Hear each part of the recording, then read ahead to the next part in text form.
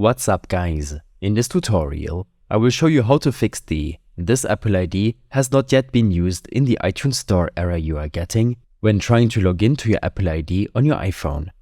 This should be quite an easy tutorial. For more information, click on the first link in the description below. While using your iOS device, open up your device settings and tap on your Apple ID. You may be required to log in using your new Apple ID credentials. You might also be asked to accept the license agreement before you can continue. Next, tap on Payment and Shipping and verify your payment method.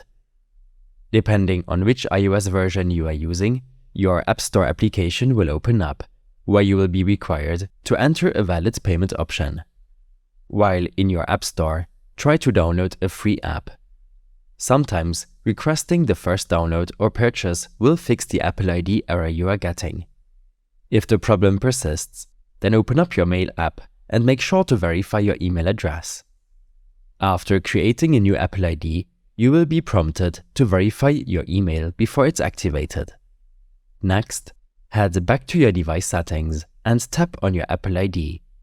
Proceed to sign out of your Apple ID account and sign back in. Ensure a reliable network connection or switch from cellular to Wi-Fi to make sure that your internet connection is not preventing you from signing into your Apple ID account properly. Lastly, make sure that the Apple ID servers are up and running.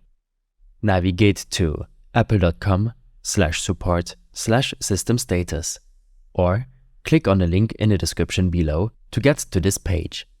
Make sure that the Apple ID and the iCloud account and sign-in servers are available and not under maintenance. All of these steps and more information will be available in my extensive guide linked in the description below. I hope this helped you out. Leave a comment if you have any questions and see you in the next one.